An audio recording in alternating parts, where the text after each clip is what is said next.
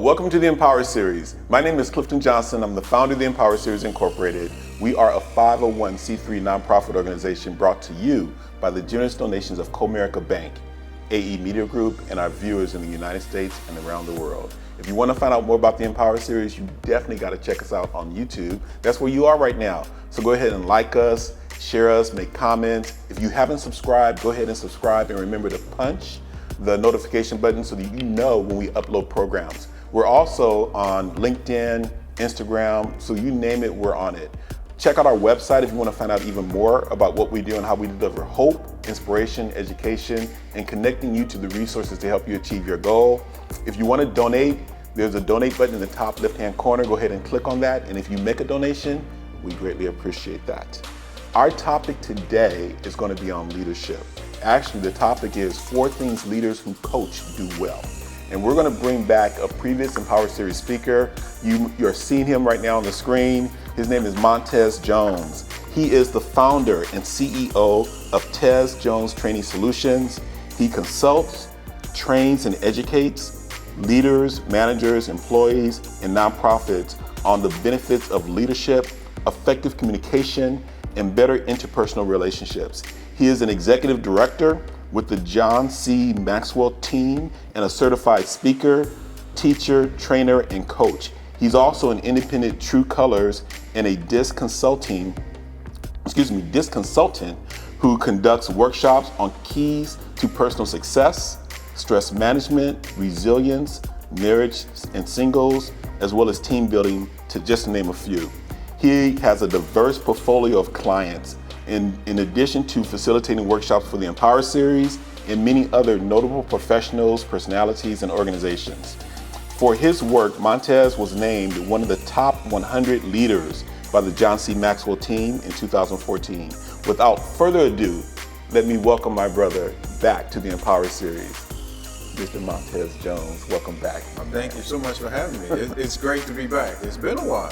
It has. But wait, a lot has happened too, right? A lot has happened. A lot has happened. And last time we were together, we were in front of a robust crowd. Yeah, some real people, right? Yeah, absolutely. But look, we have a global reach. We do. Yeah, we do. Yeah. And that global reach has really helped the Empower Series to go out and do the things that you, the visionary of the Empower Series, is doing what you envisioned it to do. You know, we all have ideas, and we're called to act on them. Absolutely. And so I want to appreciate you, because the Empower Series is more than just me. Really, we are all the Empower Series. And you are a critical part of that. You know, when you came and delivered your programs back in 2017, you being back here today. So I just want to appreciate you investing your time, because that's a critical resource you never get back. Right, absolutely. And what we're going to talk about, though, is a very important topic. You know, we are all leaders, no matter what our titles are. Right. We're leading somehow, and the most important person we lead is ourselves. Exactly. So to hear about some keys of leadership and how we can become better leaders of ourselves and influencing others, this is what the Empower Series is all about. Yeah, and you said it, the leading ourselves is number one, but we also have to say the hardest person to lead is us. It's me. I know leading me, just getting out of bed in the morning is a leadership task, because right now, being a business owner, I make my own schedule. I do what I want to do. I do it how I want to do it. Yes, I have clients, and I make sure that they're taken care of, but hey, it's not like I have to, you know, I get to. I love to change my mindset to say, I get to do this. I get to be with you in the Empower Series. So once you change your mindset of leading yourself from I have to I get to, then it makes it really, it does something to you to have that mindset. Well, I'm glad you talked about that, because what we're going to talk about in this program are the different things that we can do to improve our ability to change our mindset and get the things that we want out of life. Right. Because we all have goals and aspirations, whether it's physical goals, whether it's from a working out perspective, being healthier, whether it's career related, whether it's financial related, family, community contribution, whatever that is. we all have a desire to improve our standing, to move ourselves from where we are today to where we envision ourselves being. And so what I want to do in the Empower series and in our conversation today is not only talk about things that people probably already know, but really give them the key to ignite action. Yeah. So what can they actually do, and have this be like a virtual coaching session, right? Yeah, those virtual coaching sessions. I had one today, so I know how they are. Absolutely. And when you talk about moving from here to there, and so let's put it in virtual perspective as we could. Right. Remember when you used to go to the mall? Yeah. We all used to go to the mall at certain times. I call it BC before COVID, DC during COVID, and hopefully AC after COVID. So BC before COVID, when you went to the mall, usually the first thing you see when you walk in the main door is what? A map. Yeah. And when you see that map, there's a dot that says here.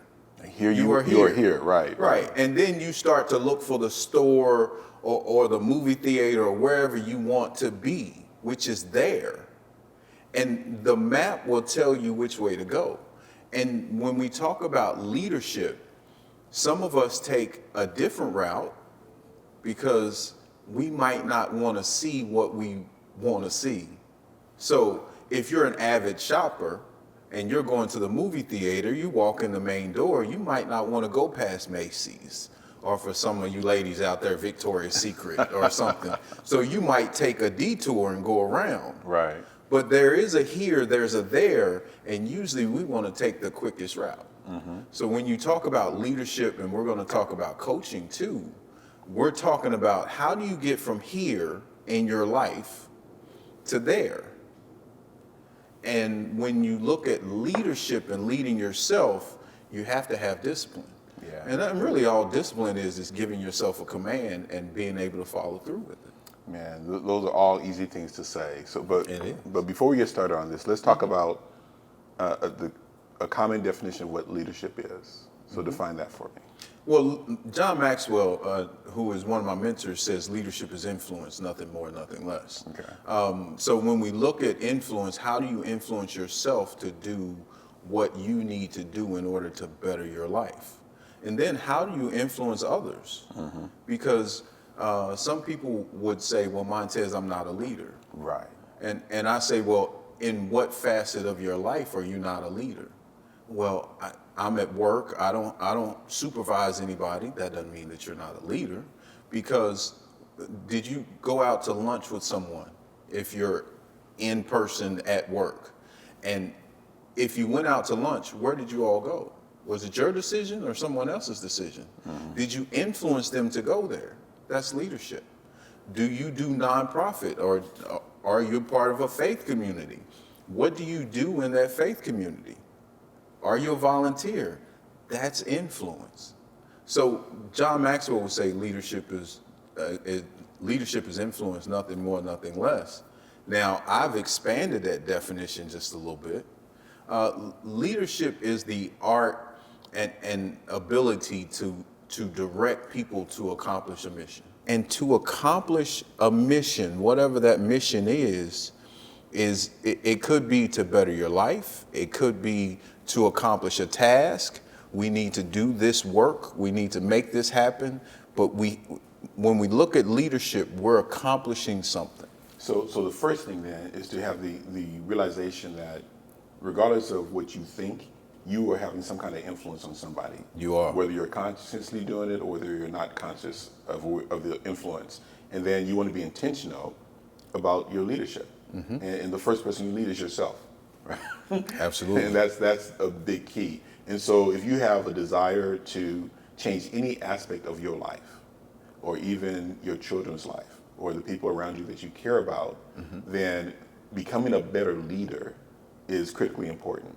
Oh, absolutely. Okay. And we have to realize, are we having a positive or negative influence on people's lives? Okay, that's good. Well, let's just dive into this stuff, because I want to know what the 4 things leaders who coach do well for a number of reasons. Not only am I attempting to improve myself in different areas, whether it's physical, financial, career, community impact, I'm also looking at my kids. Yeah. You know, my daughter who lives in Austin now, who's an artist and is figuring out, you know, her path of life. And then my son who has graduated college and now he's moving to Boston to start his master's program. Wow. And so as I look at my kids making their decisions and I look at myself, the biggest influence I have on other people is really being a model of applying those things that are principles of leadership and being a good coach. So let's dive into it, man. Okay. So what we're going to talk about, the 4 things leaders who coach do well. So number 1 is they operate on a higher level of leadership. So when we talk about a higher level of leadership, we're really looking at what John Maxwell calls the 5 levels of leadership. Okay. So in the 5 levels of leadership, the first level is position. And the position level, if we're in an organization, the organization gives us the position. They hire us into a position. And some people may follow you because you have that position. Like a title. Like a title. Okay. And we call them, some people call them title leaders. You know. Like, I'm your parent. Listen to what I say. Absolutely. It doesn't always work though, bro. You're right, it doesn't. But once they get older, they'll think about it and say, oh, dad or mom was kind of right. They on have that kids. Absolutely. But when you look at title leaders, some people respect the title or respect the position and not the person in the position. But the organization gives you that position. Now, level 2 is permission. And when we look at permission, now people are starting to respect you a little bit more because you've moved to level 2. You have the position, you have the permission, and they give you the right to lead. So you're getting more influence in that. And the third level is production. Now, most of us, we get, or most of you all who are out there, you get promoted because of production. Right. And organizations, here's the flaw in organizations. We promote people because of production, but we don't give them any more leadership training. We will give them all the skills training to do the job and to do what they need to do in the production stage. But after that, we give them a team and say, lead. Well, there are some people that can lead, and there are some people that are meant to be just production people or followers. Yeah. And nothing wrong with that. It's not right or wrong, it's just different. And I would say that's being aware of your influence, because some people lead by example. Absolutely. They don't lead by practicing the communication skills, the interpersonal skills to have a conversation and kind of inspire you to think through your own solutions. They just say, hey, we're going to do it, follow what I do, right? And that's it. So it's kind of being aware of your skill set and what your expertise of influence is, I guess. Absolutely. And then some people at that level, some people get promoted. Some people get promoted because of charisma. They have a lot of charisma. They know some people. They get sponsored into a job. But really, most of our folks get promoted because of production. Now, that next level, when we talk about leading at a higher level, is the people development level. So for leaders are, when you get into a position where you can develop people, that is the real crust of coaching. Because leaders are supposed to make other leaders.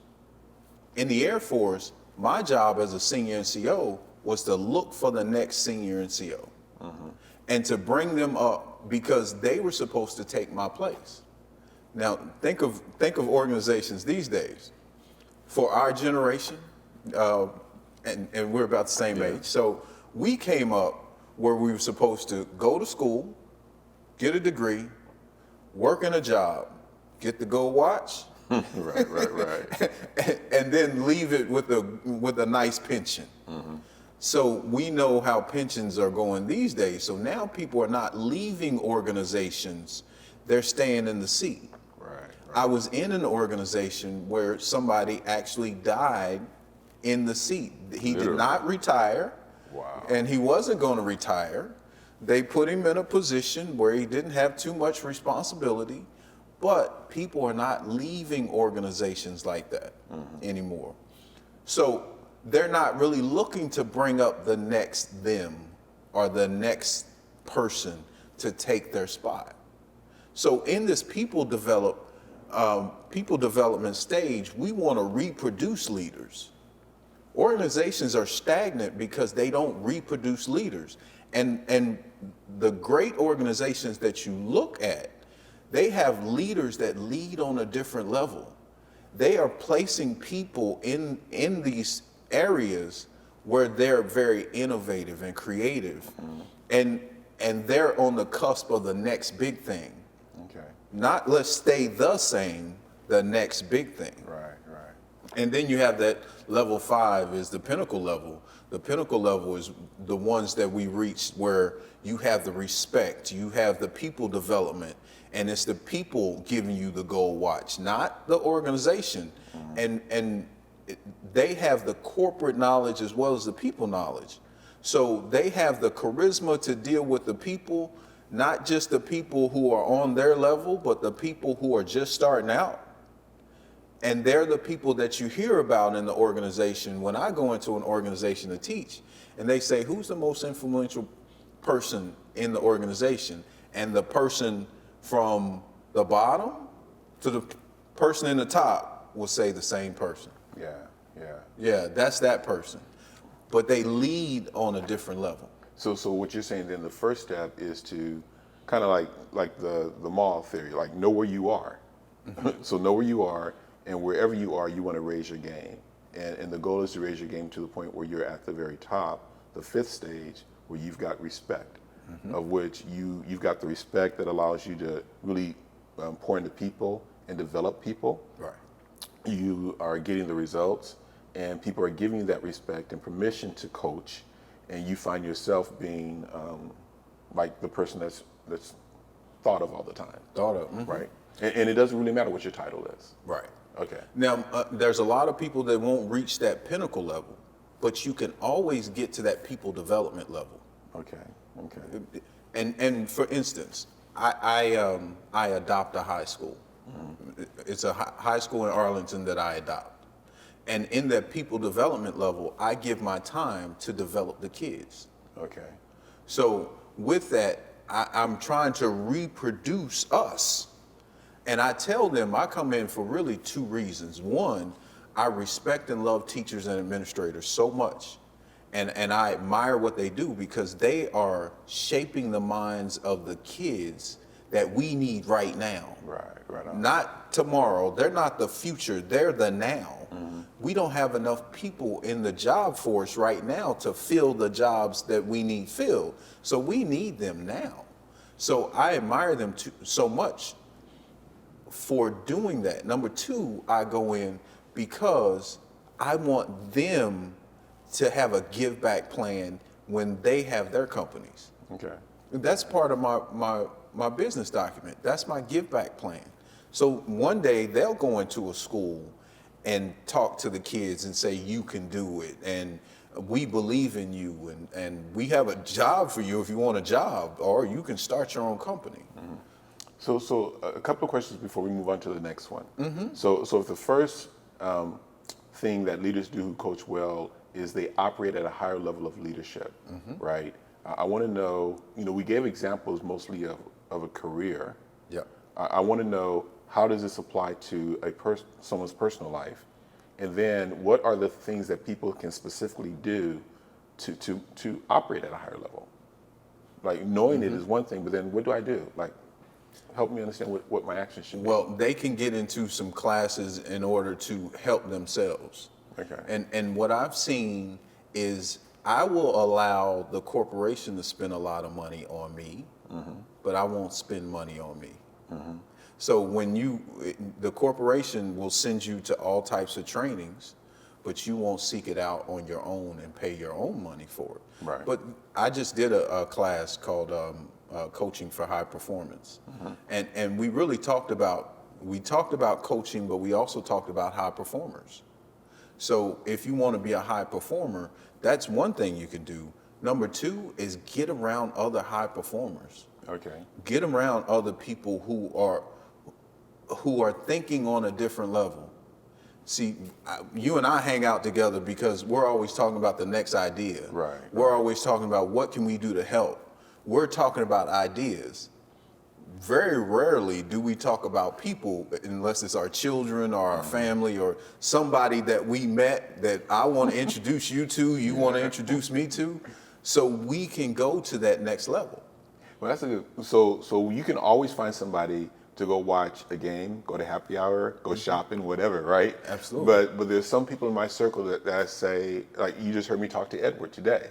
Hey, Edward, we haven't talked about our accountability to each other. You know, we were going to meet every week and talk about the things that we wanted to accomplish, then make sure that we're doing those things. Yep. So let's get, you know, we're busy there, I'll get out, but we're going to talk after this program, right? Absolutely. So that's an example of that. You know, so raising your game, who are you around, investing your money. Companies do invest in developing employees, but then how much are you investing in yourself? And even if you don't have money, like, you know, there's some things you can do that are free, like YouTube University. There's a lot of stuff out there, right? So one is, again, operating at a higher level of leadership. And what was it that Jim Rohn said? He said, to be successful, you have to work harder on yourself than you do on your job. Right. All right. Yeah. And as a coach, we think of everything comes from within. Yeah. Because if you don't go within, you'll go without. So when you're trying to come to the next highest level, there's always somebody that can help you to get to the next highest level. Yeah. But as a coach, I know I have to develop trust also. So that's a whole nother conversation we can have. Okay, so I like that. So hopefully what people are taking away from this are some things that they can do that are within their realm to really raise their level of leadership, which is seeking out at your employer developmental courses, invest in yourself, whether it's school, whether it's programs like yourself that you provide online or workshops. I'm assuming that's now virtual. Increasing the level of the people that you hang around with. Yes. That is definitely free. That doesn't cost you anything, but you got to come to the game with something, right? Have to. Think at a higher level. Okay. So when you look at number two, and number two of the four things leaders who coach do well is inspire folks to have a vision, goals, and creativity. Okay. You know, and really there's a three-step process when we really talk about goals. I'll take goals first, because first you got to know your purpose. Okay, so and I usually teach about a 2-hour class on purpose, vision, goals. You got to know your purpose. Your purpose is like the sun. It revolves. Your purpose revolves around you. Revolve around that with your purpose. It's why we do the things that we do. My company's purpose, every question I ask, how can I add value to other people? Because that's the purpose of my company. So when someone asks me for a class, I have to look at how can I add value to that person or that organization. Coaching, one-on-one coaching, I'm trying to add value to a person. That's the purpose. So when you look at your purpose, then you have to look at what is the vision. And we say that, logical thinking, going from here to there, point A to point B, logical thinking can take you there. But sometimes you need somebody with an imagination, because imagination can take you anywhere. And imagination built this building we're in, created these lights. Somebody said, I wonder if we had better lights for the camera, what would that look like? Okay, here's what it looked like. And it started in the imagination first. Right. So they had to have that vision, purpose, vision, and then goals. Now we start to set our goals, dealing with our purpose and our vision, and here's our goals. But we have to make our goals real. And when we write down our goals, we should look at our goals as what would happen if it already happened? How can I touch it? How can I smell it? What would it smell like? What would it feel like? What would it be like for me to get that goal? And usually, I do visioning exercises, especially with high school students. And we envision walking the stage at Globe Life Field or AT&T Stadium. What does AT&T Stadium, what do you think it smells like? Is it grass or AstroTurf? Let's really look into it. Let's use our imaginations as a freshman, because as a freshman, you can't see your senior year. I know I didn't when I was in high school. So that vision, the goals, and really leaders who coach well allow other people to be creative. Yeah. That's the main thing. Or some of our companies are stagnant because they don't want to change. They don't want to seek the creativity. And now we have a multi-generational gap. And that multi-generational gap is slowing corporations down too. Because some folks in different generations don't want to see the things that are really moving organizations to the next level. Well, I'm glad you brought that up, man, because when you look at the second step, you talk about having a vision or inspiring people to have a vision, having a purpose, knowing your goals, and moving forward from that standpoint. At a job, you have a job description. It's pretty clear what there's a purpose for that job. Right. And you're working with your manager, they will go through an annual review process to identify what are the goals that we want to accomplish this year. They measure your performance, and then you you're there next year or you're not. You get a promotion. And so I think in a job setting, we're very disciplined in following this. But when we're on our own and we get off our job, we have a tendency to say, okay, now I can relax. I can watch TV. I can do some of this other stuff where I'm not as focused on, well, what is my personal purpose? What is my personal vision? What do I want for the people in my life, my kids, myself? Financially, what are my goals? And then am I being imaginative? So what do you do and what can people do to kind of take these principles that are applied at a job and applied in their personal life? And you just said it. They can take those job principles and apply them. But one of the things I tell people is what comes easy to you. Steve Harvey said it perfectly. What comes easy to you? If that comes easy, then work hard at it. Okay. I knew that when I was in the military and when I was E3, people used to come up to me and talk about their problems, talk about their issues, and ask me advice. I didn't know why. I was an E3. I had E5s and E6s doing this to me, and I didn't think anything about it. Now, my mom has a gift for it. People will come up wherever she is and talk about their problems, and she will give them advice and those type of things. And she has no coaching techniques, but my mom is my mom. She'll tell you what she thinks, which is fine. I didn't understand that until I really got to teach leadership school. And that was a gift that I had. And actually in leadership school, I thought I was coaching. I was really mentoring. We'll talk about the differences here soon. But see what comes to you, and it comes easy, because once that came easy to me, then I started to hone it. Just like speaking and teaching, I started to work harder on it. And I do what I do. I speak, teach, and coach. The other aspects of the company suffer every once in a while, but that's why you hire people to do other things for you. Exactly. So if you want to find out your purpose, for one, ask the person or entity that you believe created you. That's really number one. Right. Okay. Right. I'm a man of faith. So when that happened, I said, okay, why am I here? What am I here to do?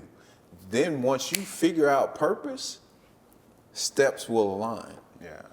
So if you're nothing wrong with sitting in front of the television. Don't get me wrong. I watch some mind-numbing TV every once in a while. I have my shows just because I want to get away for a second. It's television. Let me tell you my vision. Okay, I'll watch your vision for a little bit. But remember, what enters your eye gates, your ear gates, your nose gates as you smell things, and your mouth gate is what's going to come out of you. Yeah. So I like what you're saying, because you mentioned writing it down, So part of the hard work in raising the expectation, your level of leadership is go ahead and putting pencil to paper and writing down what you feel your purpose is. And if you don't know, if you're sitting there, I don't know, then get quiet, pray, and kind of listen to, what is your God telling you. And then the other thing you can do is listen to other people, right? Because other people can see things in you that you don't see yourself. So I'll just tell you today, I was talking to somebody, and I've heard this all the time. They said something about the way my voice. They said, "Man, you should be on radio." And I'm thinking, I swear I don't see that. I don't hear it. But what I told this lady who told me that, I said, I'm in a profession where I'm always giving and I'm speaking into people. And I'm going to tell you, the most respectful thing that you can do for someone who has spoken into you is to act on it.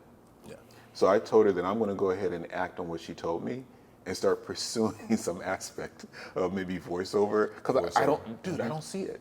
And so going back to what are you good at? What is your purpose? If you really don't know, you can ask some people around you because people see it and listen to what they're telling you. Right?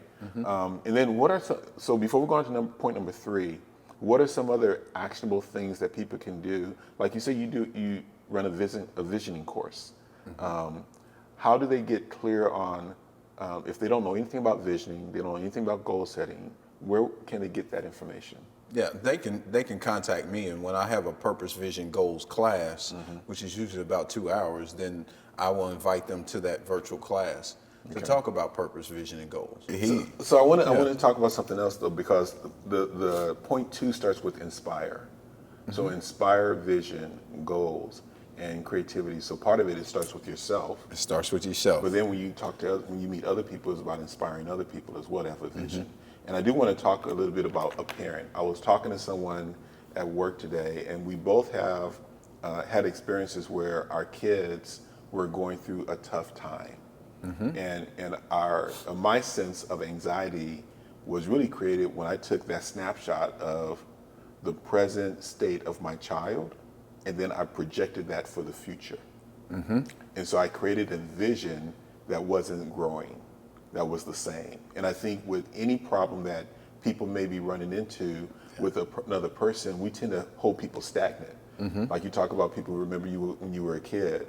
So if you look at anybody who's going through something right now, the key is that they're going to go through it. So whatever state they're in today is not their end state. And so we have to be inspiring enough to not only see beyond the present, but really inspire them to see beyond that as well, if we want to be good leaders. Or the way my coach used to tell me is hold your image.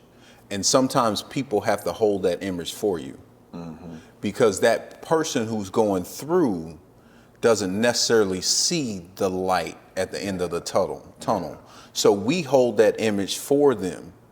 As a coach, I coach with a presupposition that all the answers are really in you. I'm just asking you questions to bring them out so you can hear yourself say it.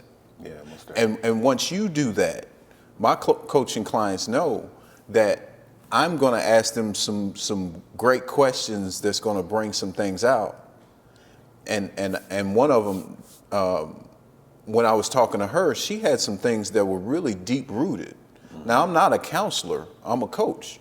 But as she started talking through it, she realized that she was stuck in a place with her dad who had passed, but she was stuck there, and we had a breakthrough with, that's why I do that, because my dad used to X, Y, and Z. Okay, boom, now we have a breakthrough. So that inspiration, we do inspire others, but sometimes you have to hold that image for them, like riding a bike. I didn't believe I could ride a bike. My dad did though. When he pushed me down the hill, he was like, "Oh yeah, you can do it. You'll learn that." Right? Yeah. He was holding that image of, you can ride this bike. I can see you riding this bike, and don't push me. There we go. So there might be some people watching this and they're sitting there, I don't know. And I like what you said, that anybody who's really coaching you or helping you, are not really giving you answers. They're helping you discover the answers that you already have within yourself. And so there's a lot of different ways of doing that. Talking to people may help. Journaling, I think, is the most underutilized method of getting to those deep inside answers. Because the process of just writing down your thoughts is so therapeutic. Yeah. Right? And then being able to see your growth from the past to the present. Outside of journaling and writing down goals and being creative, what else is important for people to know about step number 2 when it comes to the things that leaders do who are great coaches or great at coaching? Well, and we keep talking about inspiration. So leaders do inspire people to be better people. So as you think about inspiring to see vision, goals, and create, then a leader has to be open to that creativity. So And not be so critical, right? not be so critical. And sometimes leaders get stuck. We tried that. We tried that a few years ago. It didn't work. Well, that was a few years ago. Remember, BC, before COVID, leaders were saying, we never go to 100% telework. Yeah, is that something? My government folks have been saying that for years. We'll never go to 100% telework. Okay, here comes COVID. 100% telework for the most part. So they can't be stuck in the past, and they have to see that creativity. And also, you have to think about, for me, when I was in the point where internet first started coming out, people had Facebook pages, organizations had Facebook pages, and some people said, well, I'll never go on social media. Organizations were saying, I'll never. We're either forced to change or we want to change. Now, if a company doesn't have a web page, they're losing a lot of money. Yeah. I don't know how they're making it. But when web pages first came out, some organizations, I'm not doing that. That's okay. I'm not spending money on that. So the key might be whatever you are slow to accept might be something that's a sign that you might need to accept. You might need Right? to accept. What you're resisting is what you need to embrace. Sometimes, because sometimes what it is we don't understand it, and what we don't understand it, we don't want to embrace. Yeah, good point. But if we get into it and we talk to someone, like I say, the generational gap, my Vietnam era folks don't understand all of this and that, and let's get on the computer and we can Google it and YouTube University. No, let's sit down, let's talk about it, and I can tell you how to do it. Right. My millennials are more like, well, why can't we just Google it? Right, exactly. So it goes back to, wherever your I don't know is, Google. Google your question and it will point you in some direction, just keep moving. Right. Yeah. So what's the third step? So the third step is to create a positive culture of accountability and growth. We have to be accountable not just to ourselves, but to others. So let's start with ourselves first. Right. How are you accountable to yourself? Because if you're accountable to yourself, if you can tell yourself, I can do this, give yourself, it's called discipline, give yourself a command and do it, then you're accountable to yourself. We can go back to goals. What are your self-appointed goals, your spiritual goals, your financial goals, your health goals? Maybe you should have some relationship goals. What are those goals that you set for yourself, and how are you keeping yourself accountable? That's where it really starts. So I like that. So number one would be accountability starts with how well we do what we say, or we keep our word. And then there are times where we overcommit and we may not keep our word. So part of that accountability culture is acknowledging even that. And not trying to put your head under the sand or not be aware or accountable. So we talk about meeting with an accountability partner on a weekly basis. Yeah. You say you're going to do 5 things and you've only done 4. So part of that accountability is not postponing that meeting to avoid it, but it's facing up to the fact that I only did 4 of the 5, and now let me speak into what I'm going to do and do it again. Right? Absolutely. And not hide against it. But we have to keep that positive culture. Now, if you don't meet with that goal, for me, one of my goals is to go to the gym at least 3 times a week. Okay. I like going to the gym because there's different things there that I can do. At home, I only have a small amount of bands and you know, I can do push-ups and those type of things. But you want to keep it positive. I know there's certain times of the week or certain things that I have to do that I'm not going to make it 3 times, but I'm still doing something to positively affect my life, whether it's walk down the street and in 100-degree temperature, or it may be just do some push-ups at home, or something. But you want to keep it positive. You want to be accountable to yourself. And you said it, have an accountability partner. But that accountability partner can't rake you across the coals when you don't do what you're supposed to do. Yeah, that's a good point. Because really, an accountability partner isn't someone that kind of holds you accountable, you know, and they got a stick or whatever. It's like, no, it's just someone who's just going to like maybe reflect back to you what you're presenting. Right. And that's it. But it's no judgment. Right. No judgment. So you have that part of accountability, but you also have accountability to others. Okay. And as parents, we're accountable to our sons and daughters, to our kids, in some way, form, or fashion. Now, I know some of the parents out there are saying, well, if my kid told me to do something, if I wanted to do it, I'll do it. If I don't, I don't. They're a kid. Right. And then we go back to our upbringing. Stay out of grown folks' business. But you can be accountable to your children also.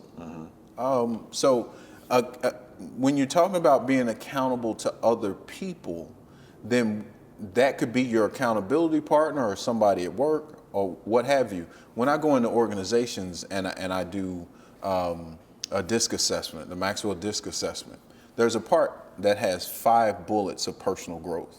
Okay. So when I'm with a team and we go over that DISC assessment, they have those 5. I said, okay, I know you all are adults. You may have 5, you may have 6. I want you to take your top 2. What 2 of those 6 bullets will help the best in your life right now? And I want you to star them. I'm not going to ask you which 2. I want you to look at them and star them. And then somebody in this room, I want you to go and ask them to be your accountability partner and ask you how you're going to talk about how you can get to those 2 or what's the first step you can take for growth. It always ends up being a great exercise because then I'll follow up in about 6 months. I'll say, well, how's it going? I picked my 2.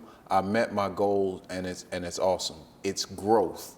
So accountability and growth. Take this into example. I mentioned the gym. For my gym rats out there and my weightlifters, when do you lift the most weight? When you have a spotter. When you have a spotter and they might not even touch the bar or touch the weights, they're just there. And when they're there, you lift something that maybe 9 times out of 10, if you were by yourself, you wouldn't do. Or you do an extra 1 or 2 reps. Yeah, a spotter or a personal trainer. Or a personal trainer. Sorry, personal trainers. Yeah, but it's inevitable. It's like, you know, no matter how well you are in pushing yourself, if you have some other person there, accountable, coaching, a trainer, you have a tendency of pushing yourself a little bit harder. A little bit harder. At least I do. Yeah, a little bit harder. And usually I get at least an extra 2 reps in if I have a trainer or a spotter. So it's the same thing when we talk about accountability and growth. And trainers will tell you that those 2 reps that you got that you wouldn't have done if I wasn't there help you to grow even more. Yeah, so I like what you're saying. So in order to really create this culture of accountability and growth, it starts first with ourselves, right? And really realizing that, first off, I'm accountable for I'm 100% accountable to the results I have. I am 100% accountable to me being right here, whether that's health-wise, whether that's career-wise, whether that's financial, relationship, spiritual growth, community engagement. Whatever it is, I made those choices. And so part of creating this culture is not blaming myself on where I'm at, but acknowledging where I'm at and saying, okay, I'm accountable, and now what is it that I'm going to speak into existence? What am I going to say? What are my goals? What are my activities? And then let me just do it. I create that culture by acting on that, but then more importantly, who do I partner with? Yeah. Who can I reach out to and say, okay, let me create a team, or we work together and we're partnering with each other to both grow, right? Absolutely. Okay. And maybe I might change that one. That's a good thought. Thank you for the idea. I might change that one to create a positive environment of accountability and growth, because it's the environment that helps us to grow. Just like a tree is planted in an environment. If you plant it on the street, and if you dug up some concrete and planted it on the street and put the concrete back on it, it's in the wrong environment, and it's not going to grow. But if you plant it in the right environment, it will grow. So I might have to change that one. That is cool. So that point was made in this book called The Biology of Belief, right? It's so much, our DNA is so much influenced by the environment more so than anything else, right? So, so what else should we know about 3 before we move on to 4? Well, when it comes to growth, growth has to be intentional. Okay. So you have to intentionally grow, and you have to find ways to intentionally grow. Kobe Bryant said that he learned from everything. Once he knew what he wanted, right? He did. said the world was my library. The world was my library. I love that. Yes. I love that. He learned from everything. And he said everything he did made him better at basketball. Yeah. And then think about after basketball. Because he applied it. Right. And he won an Emmy. And Shaq would tell you that Kobe spoke the 5 championships when he was a rookie.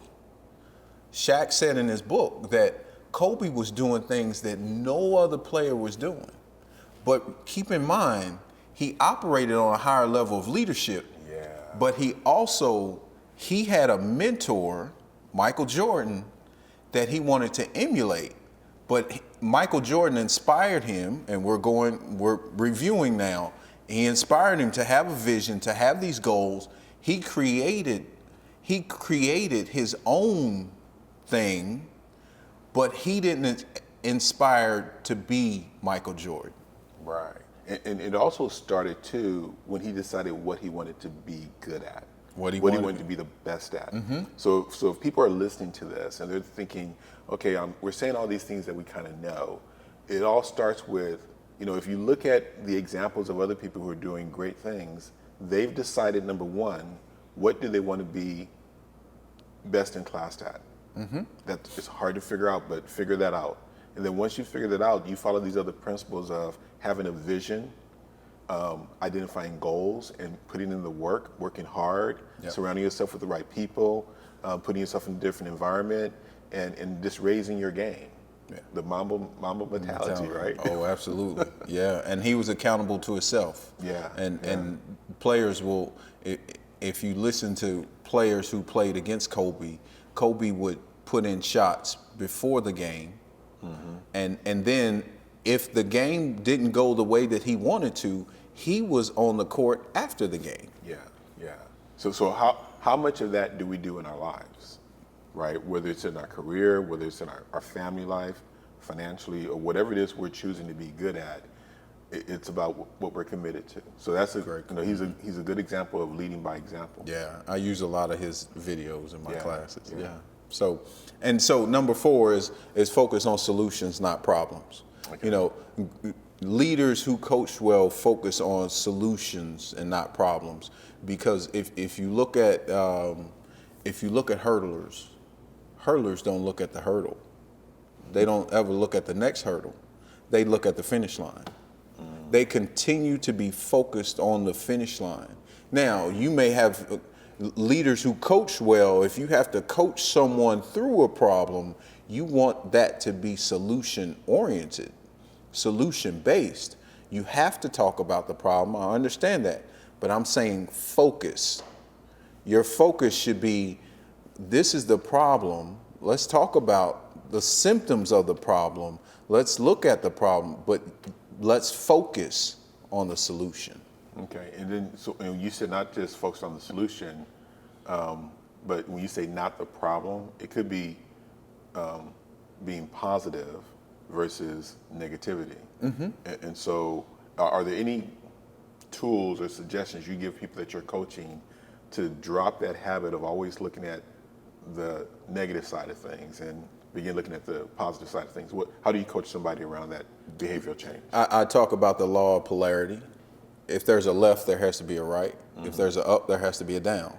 So if there's a positive, there's a negative there. It just depends on where you put your focus. Right. And if you focus on the negative is going to happen. It's going to come out. I try to help people to stop dealing with I can't statements. Or I can't write. I can't speak. Or I don't. I don't want to be broke. Okay, so really you're focusing on being broke. Right. Instead of saying I am rich, we need to focus on our I am statements. And how do you get from I don't to I am? Stop focusing on the don'ts. Okay. Yeah. And in the world that we are in today, we focus on what we don't have because everybody keeps telling us what we don't have. Kids are going back to school right now, and every commercial you see is you need a book bag, you need pencils, you need my clothes. Old Navy has a sale, somebody has a sale. It's what they don't have. Instead of going into the office and looking around and saying, oh, we do have this paper, we do. Right. These are the things that we have. Okay, so what I'm hearing then is that one of the techniques that people can use is not saying that the negative side of things don't exist. It's saying that there's yin and yang. Right. And so when you find yourself focusing on one side of things that are not really productive, like the negative side of things, then intentionally realize what's the positive side, and then choose. Right. It's not saying that the negativity or negative things don't exist or problems don't exist, but let's focus on the solution and let's keep that in front of us, even if we're in the midst of the challenge. Right. Okay. And we have to realize that we're going, like you said, we're going through. Right. And we're always going through something. And a great pastor once said, you're either in a storm, coming out of a storm, or going into another storm. The storms are here. There's a lesson on completeness that hopefully I'm going to get out here soon on completeness, where I use the Wiz. Okay. And talk about Dorothy and Diana Ross. And really everything from her was already in her, but she wasn't ready for it. She wasn't ready to see everything that was in her until she went through the journey. So, and the storm had to come. If the storm wouldn't have came, she would have never known that she had a heart, that she had a brain, et cetera, et cetera. Right. So she was really already complete. She just wasn't ready for her completeness. I do want to make sure everyone understands there's a difference between coaching and mentoring and counseling. Now, counseling is where you need therapy for some type of wound that continues to be open. So that's different than coaching. Mentoring is when you have somebody that's telling you about their journey and you're trying to go down that same path as their journey. Like I said, Michael Jordan and Kobe Bryant. Michael was a mentor to Kobe. He told him, this was my journey, this is how I went down. Kobe decided to follow that path. I'm telling you that. And I have people from the military, when I was in the military, that I mentored. How did you get to this level? Tell me how I need to get to the next rank or next job or whatever it may be. Coaching is having the presupposition that it's already in you, and I'm asking questions to get it out of you. So leaders who know how to coach, they're the most inspirational leaders because they don't tell you what to do. They may mentor you. They may even counsel you if they know how to counsel. But a real leader that coaches inspires what's in you and brings it out of you. So it's your idea, not their idea. It's not what I've been through. It's what you're going through and how I bring that out of you. Okay. And keep in mind, if you ask any very successful person, Oprah to Tyler Perry, they've all had a coach. Yeah, everybody has one at some point, right? Yeah. At some point they will. And that's not just in sports, but that's in their professional lives or in any field. Right. Singing, entertainment, whatever it might be. Now we don't want to mix up sports coaches and executive coaches or coaches like I am. So help me understand the difference. Okay, so a sports coach is not really a coach. We've termed it coach, but when we're talking about a life coach, an executive coach, or a certified coach like I am, you actually bring the topic to me, and we talk about it. And I have a set curriculum, or I have a set curriculum that I follow for coaching. So there's a pattern that I follow for coaching. So, but aren't well? So you got this umbrella of coaching. Yeah, So I know. your methodology is different, right? So It executive coaching is different because I've been an executive coach, right? Right. But where I see the commonality is that we're all called to bring out the best in whoever we're dealing with. Absolutely. And whether if you're an executive coach, we are helping individuals bring out the best of them, but realizing that they work within a team. And what I find sometimes is interesting because all of the principles that I focus on to be successful in a sports team is what's required to be successful in a corporation. The four things I really want people to walk away with as you continue to summarize these principles of leadership is having hope that whatever they envision, they can achieve, right? Being inspired to do the work, being inspired to step up their level of game, do the visioning work, do the goal setting work, be accountable, surround themselves with the right people, and do all of the things that are required to take those steps. We've definitely educated people because people didn't know the things that you're talking about right now. And then also, I believe that there are resources around us to help us take that next step if we just reach out and connect to them. So you are one of those resources. The Empower series is one of those resources. The library has a ton of resources, right? Absolutely. People around you. And so I want to make sure that as you summarize these four things that leaders do who are also good at coaching, making sure that we are giving the Empower Series community, in my opinion, those four things, whatever they need. Right. So how would you summarize what we've talked about? So when you look at it, you really just said it. Raise your game to the level that you want to be. Now, you may not be there now, but there's a here, there's a there, and there's a way to get there. That way is growth. And you might have to enlist someone to help you to grow. So raise your level of leadership and then look at your goals. Are they goals that you can do? Okay, well, stretch yourself. You have to stretch yourself with your goals. You have to stretch yourself with your vision. You have to be creative. Remember that most of the time when we're creative, we fail. The first time we're not good, we're not good at whatever we try, but we continue to try. You're walking right now because you fell when you first got up. So we have to be creative and we have to continue to go and continue to try. And then create that positive environment of accountability and growth. Find an accountability partner. Someone will help you to be accountable to you and with you because they may need an accountability partner too, right, to help you to grow. And then focus on those solutions. How can you get through? And don't focus on the problem because the problem will keep you stuck and stuck stinks.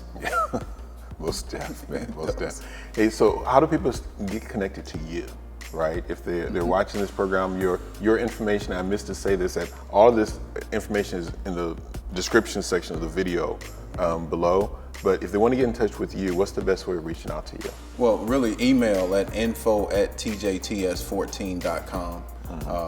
That would probably be the best way. Or you can, I'm on LinkedIn, Montez Jones, Facebook, TJTS14. I'm on all the social media sites, or just Google Montez Jones, and something will pop up and you'll see my face. Now, there is another Montez Jones out there, but if you don't see this face, that's not the right one. And if they Google you, they'll see your YouTube programs on the Empower Series of 2017. Absolutely, they'll see that. So if you want to get more of Montez Jones, definitely Google him. And man, I appreciate you so much coming here and being a part of the Empower Series again. And I always say that when you invest your time in the Empower Series, you invested your most precious resource, your life. Absolutely. So much appreciation and gratitude for you doing what you do, not just here at the Empower Series, but what you do for your purpose, Thank you. in your life. Sure. And I also want to thank you guys for watching. You have invested the most important resource you have, which is your time. You'll never get it back. And I believe the biggest dividends you can get is putting these ideas into action. Not just for yourself, but for the people that you lead and the people that you influence who are watching you, right? Absolutely. Because we're all leaders, and push ourselves to be better coaches of ourselves, and we'll be better of other people, and the challenges and things that we see in this world will be improved. Yes, and that's what we want to do. We want to improve the world, but where does the world start? With you. Starts in here. So improving you will improve the world. Yeah. So I want to leave you with what I always leave you with. The message is to be empowered and inspired to thrive. Thank you.